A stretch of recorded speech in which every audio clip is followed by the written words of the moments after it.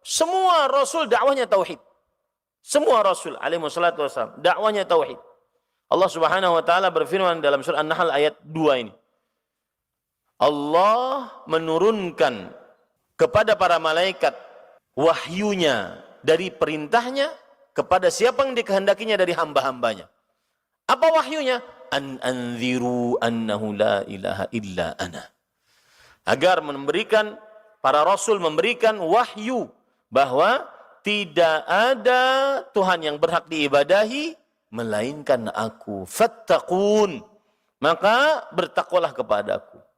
Dakwah tauhid. Semua wahyu yang diwahyukan oleh Allah kepada para rasul adalah dakwah tauhid. Kemudian surat Anbiya ayat 25. Wa ma arsalna min qablika min rasulin illa nuhi ilaihi annahu la ilaha illa ana fa'budun. Tidaklah kami utus sebelum engkau seorang rasul pun, melainkan kami wahyukan kepadanya bahwa tidak ada ilah yang berhak diibadahi melainkan aku, maka beribadahlah kepadaku. Ingat sekali lagi, kata ibadah dalam Al-Quran maknanya apa? Tauhid. Maka tauhidkanlah aku. Ayat ini, surat Al-Anbiya ayat 25, memberikan pelajaran kepada kita bahwa semua Rasul, inti dakwahnya tauhid. Saya beri contoh secara rinci. Dalam surat Al-A'raf, Allah Subhanahu wa taala berfirman dalam surat Al-A'raf, ya.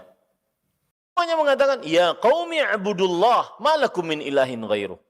Wahai kaumku, beribadahlah kepada Allah, kalian tidak memiliki Tuhan selain Allah Subhanahu wa taala. Itu disebutkan oleh Allah dalam surat Al-A'raf ayat 59. Allah berfirman, laqad arsalna nuhan ila qaumi faqala ya qaumi ibudullah ma lakum min ilahin ghairuh. Sungguh telah kami utus Nuh kepada kaumnya. Dan dakwahnya apa? Wahai kaumku, beribadahlah kepada Allah. Setiap kata ibadah dalam Al-Quran menunjukkan kepada apa? Tauhidkanlah Allah. Kalian tidak memiliki Tuhan yang berhak ditauhidkan dalam ibadah kecuali selain Allah Subhanahu wa taala. Itu surat Al-A'raf ayat 59. Surat Al-A'raf ayat 65. Wa ila 'adin akhahum huda qala ya qaumi ibudullah ma lakum min ilahin ghairuh. Dan kepada kaum 'Ad kami utus Nabi Hud. Dan dakwahnya, wahai kaumku, beribadahlah kepada Allah. Kalian tidak memiliki zat yang diibadahi dengan hak kecuali Allah Subhanahu wa taala. Selain Allah Subhanahu wa taala. Taib. Kemudian surat Al-An'am ayat 73. Kaum Saleh yang diutus kepada kaum Thamud, Nabi Saleh yang diutus kepada kaum Thamud. Wa ila Thamud akhahum Salih. Kepada kaum Thamud kami utus nabinya, yaitu Nabi Saleh. Apa dakwahnya? Qala ya qaumi ibudullah ma lakum min ilahin ghairah. Nabi Saleh mengatakan, wahai kaumku, beribadahlah kepada Allah. Kalian tidak memiliki Tuhan yang berhak diibadahi selain Allah Subhanahu wa taala. Kemudian ayat yang ke-85, Nabi Syuaib, wa ila madyana akhahum Syuaibah. Kepada kaum Madian kami utus nabinya, yaitu Nabi Syuaib. Dakwanya apa? Qala ya qaumi ibudullah ma lakum min ilahin ghairah. Heran kalau seandainya zaman sekarang ada seorang pendakwah, ustaz yang katanya mengusung dakwah salaf, tapi jarang mengajar umatnya tentang dakwah tauhid secara rinci.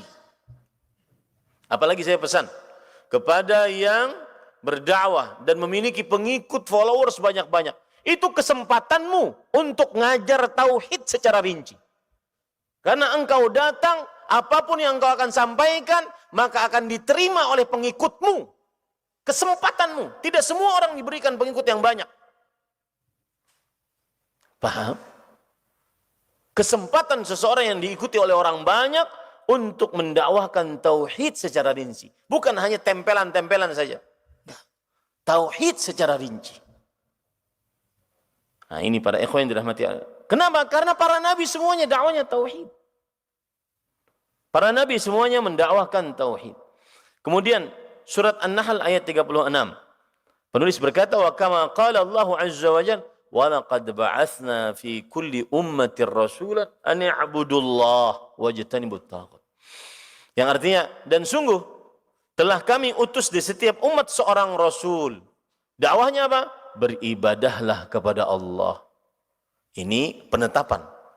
Wajtanibut taghut, dan jauhilah sembahan-sembahan selain Allah, ini peniadaan.